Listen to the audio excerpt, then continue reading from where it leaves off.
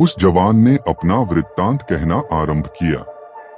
उसने कहा, मेरे पिता का नाम धनेंद्र सिंह था। वह काले द्वीपों का अधिपति था। वे काले द्वीप 4 विख्यात पर्वत हैं। उसकी राजधानी उसी स्थान पर थी जहां वह रंगीन मछलियों वाला तालाब है। मैं आपको विस्तृत रूप में सारी कहानी बता रहा हूं, जिससे आपको सारा हाल मालूम हो जाएगा। जब मेरे पिता 70 वर्ष के हुए तो उसका देहांत हो गया और उसकी जगह मैं राज सिंहासन पर बैठा। मैंने विराट नगर की राजकुमारी के साथ विवाह किया। मैं उसे बहुत चाहता था और वह भी मुझे बहुत चाहती थी। 5 वर्ष तक हम लोग सुखपूर्वक रहे। फिर मुझे आभास हुआ कि उसका मेरे प्रति पहले जैसा प्रेम नहीं है। एक दिन दोपहर के भोजन के पश्चात वह स्नानगृह को गई और मैं अपने शयन कक्ष में लेटा रहा। 2 दासियां जो रानी को पंखा झला करती थीं, मेरे सिरहाने बैठ गईं और मुझे आराम देने के लिए पंखा झलने लगी। वे मुझे सोता जानकर धीमे धीमे बातचीत करने लगी। एक दासी बोली कि हमारी रानी बड़ी दुष्ट है कि ऐसे सुंदर और सुशील पति को प्यार नहीं करती। दूसरी बोली, तू ठीक कहती है। रात में राजा को अकेला सोता छोड़कर रानी न जाने कहाँ जाती है और बेचारे राजा को कुछ पता नहीं चलता। पहली ने कहा, यह बेचारा जाने भी कैसे। रानी रोज रात को उसके शरबत में कोई नशा मिलाकर उसे दे देती है। यह नशे से बिल्कुल बेहोश हो जाता है और रानी जहाँ चाहती है चली जाती है और प्रातः काल के कुछ पहले आकर इसे होश में लाने की सुगंधी सूंघा देती है।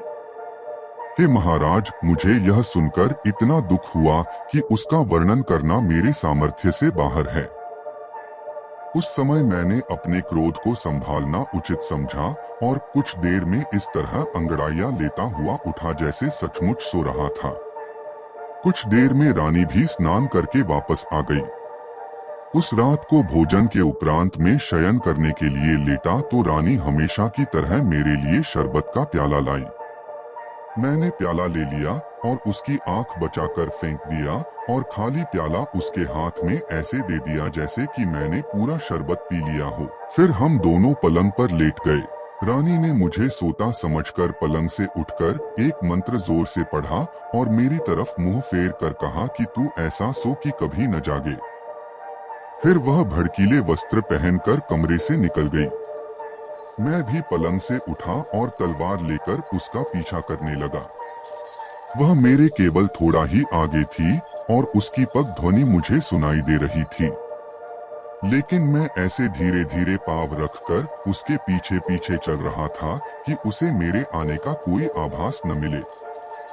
आखिरी दरवाजे से निकलकर जब वह बाग में गई तो मैं दरवाजे के पीछे छुप कर देखने लगा कि क्या करती है। वह बाग से आगे बढ़कर एक छोटे से वन के अंदर चली गई जो चारों ओर झाड़ियों से घिरा हुआ था।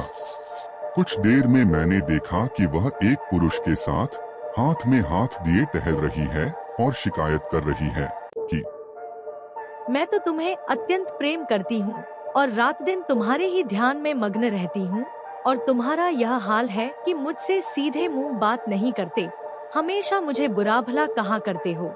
आखिर तुम क्या चाहते हो? क्या तुम मेरे प्रेम की परीक्षा लेना चाहते हो?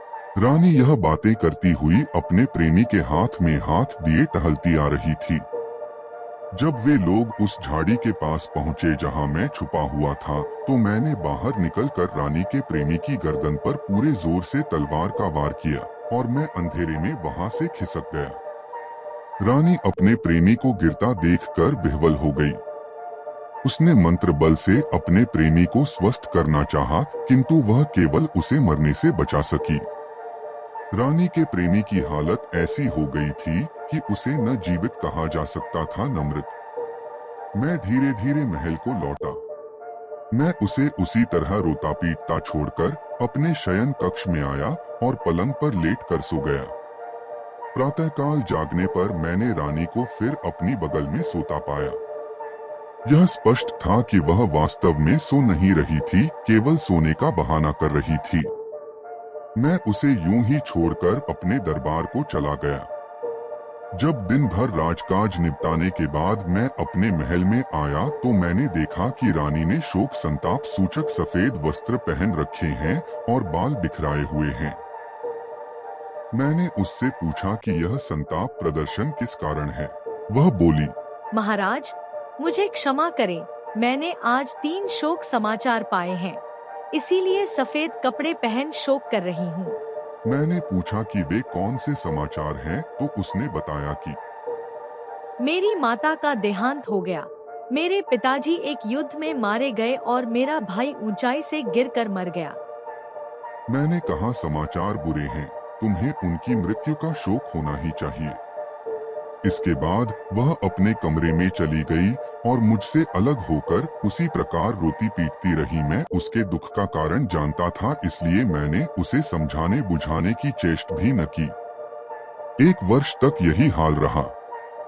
फिर उसने कहा कि मुझसे दुख नहीं संभलता, मैं एक समाधि बनवाकर उसमें रात दिन रहना चाहती हूँ। मैंने उसे ऐसा करने की भी अनुमति दे दी। उसने एक बड़ा भारी गुंबद वाली समाधि जैसी इमारत बनवाई जो यहाँ से दिखाई देती है और उसका नाम शोकागार रखा। वह दिन में उसे एक बार कोई औषधि खिलाती थी और जादू मंत्र भी करती थी। मैं जानता था कि वह क्या करती है, फिर भी सारे कार्यकलाप ऐसे साधारण रूप से करता रहा जैसे मुझे कोई बात विदित नहीं है। किंतु एक दिन मैं अपनी उत्सुकता नहीं रोक सका और मैंने जानना चाहा कि वह अपने प्रेमी के साथ क्या करती है।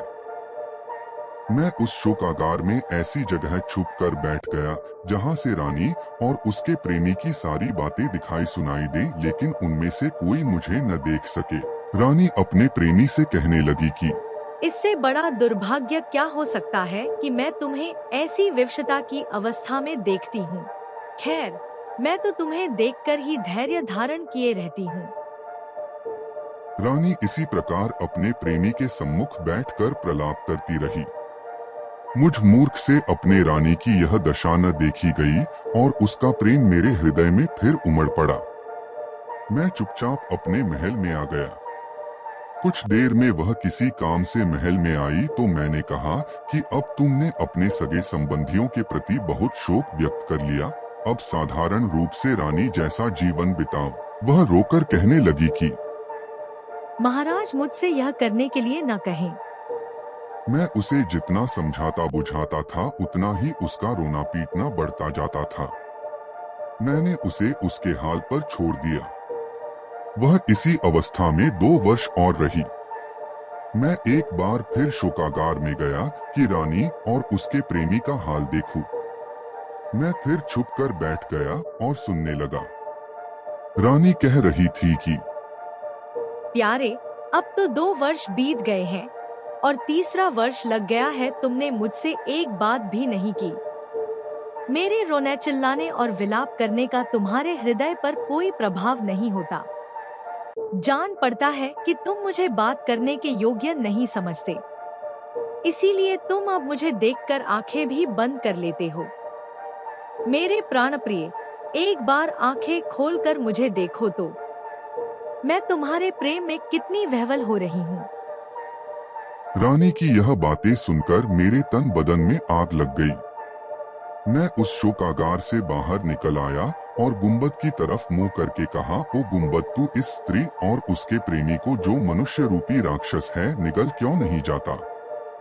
मेरी आवाज सुनकर मेरी रानी जो अपने प्रेमी के पास बैठी थी क्रोधांध होकर निकल आई और मेरे समीप आकर बोली, अभागे दुष्ट, तेरे कारण ही मुझे वर्षों से शोक ने जकड़ रखा है। तेरे ही कारण मेरे प्रिय की ऐसी दयनीय दशा हो गई है और वह इतनी लंबी अवधि से घायल पड़ा है।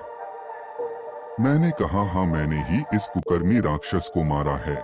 यह इसी योग्य था और तू भी इस योग्य नहीं कि जीवित रहे, क्योंकि तूने मेरी सारी इज्जत मिट्टी में मिला दी है। यह कहकर मैंने तलवार खींच ली और चाहा कि रानी की हत्या कर दूं, किंतु उसने कुछ ऐसा जादू किया कि मेरा हाथ उठ ही न सका। फिर उसने धीरे धीरे कोई मंत्र पढ़ना आरंभ किया जिसे मैं बिल्कुल न समझ पाया। मंत्र पढ़ने के बाद वह बोली, अब मेरे मंत्र की शक्ति देख।